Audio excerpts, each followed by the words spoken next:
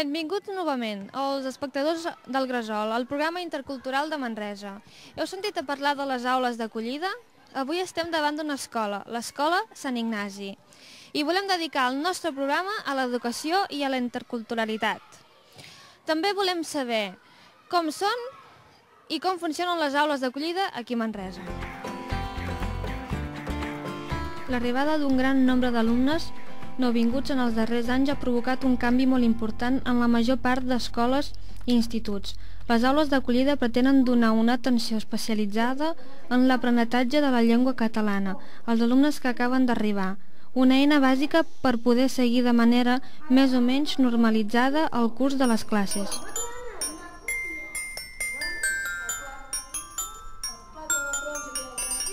Ens trobem a l'aula d'acollida de l'Escola Sant Ignasi de Manresa i parlarem amb la Núria.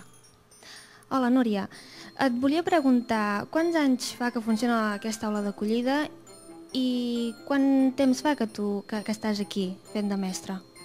Aquesta aula d'acollida funciona, deu fer uns 6 anys, que són els anys que jo vaig arribar com a mestra definitiva aquí a l'Escola Sant Ignasi.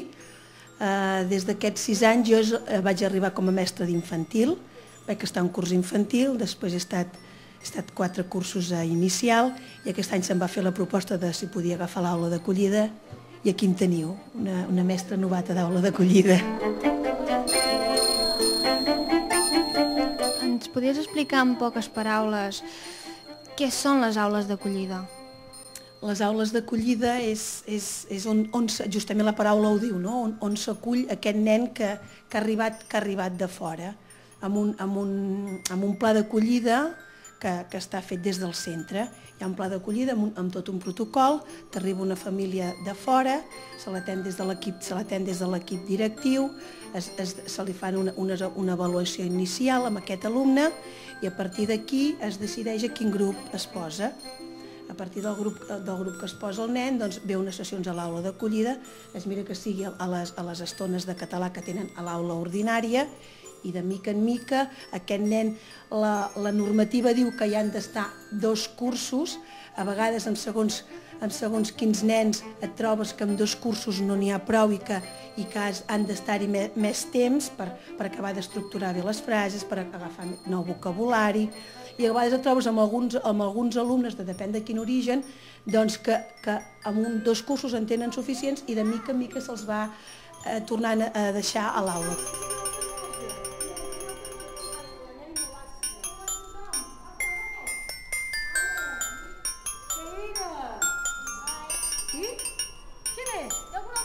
Núria, els nens petits tenen una capacitat especial per aprendre llengües. Em podries explicar una mica com els veus tu ja que estàs unes hores del dia amb ells?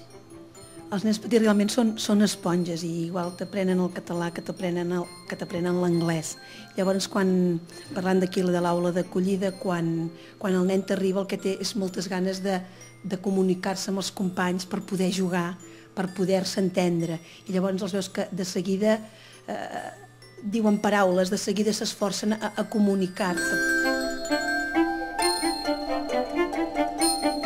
Núria, a aquest curs, quants nens nous han arribat des de fora aquí a l'aula d'acollida? Quant tens? Des del mes de setembre han arribat un nen romanès a quart, un nen magrebí a segon, un altre nen magrebí a primer i una nena senegalesa a l'altre primer. O sigui, n'han arribat 4 aquest curs de moment. I quan arriben estan bastant tensos, estan seriosos.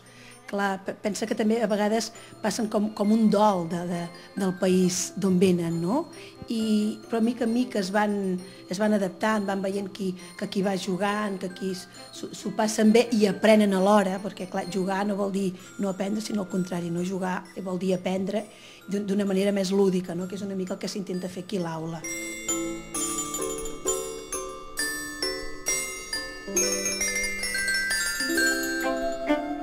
Quines són les coses que més els costarien? Quines coses detectes tu que els hi pot costar més?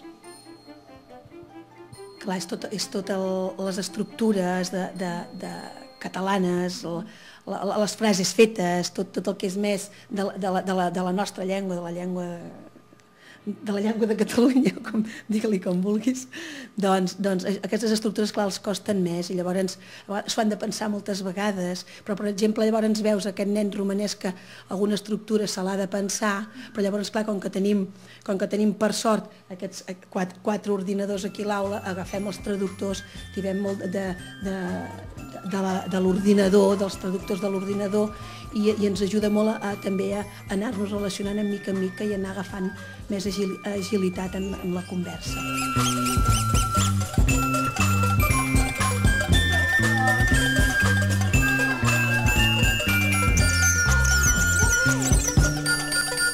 Hola, com et dius? Hamid. Ayman. Nifon. Àsia. Nei. Molt bé. Nei, ja parles català? Sí. Molt? Poc? Com consideres? Molt.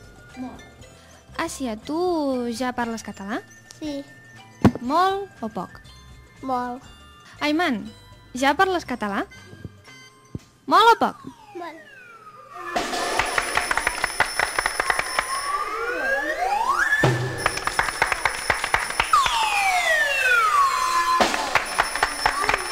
Mohamed, t'agrada aquí a Manresa?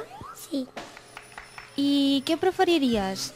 Estar aquí a l'aula d'acollida o anar a la classe amb els teus companys? La ciutadana. T'agrada viure aquí a Manresa? Sí.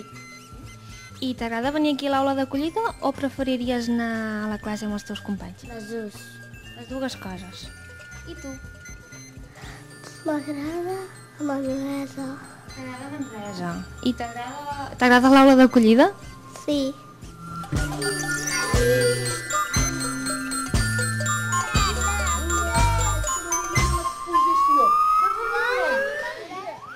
Què t'agradaria ser quan siguis gran?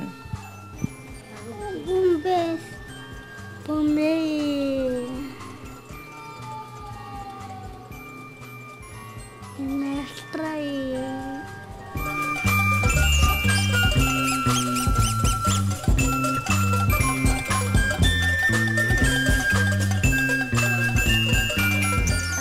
Què aprens aquí a l'escola? Treballar. Treballar. Però què treballes? Què aprens? Català.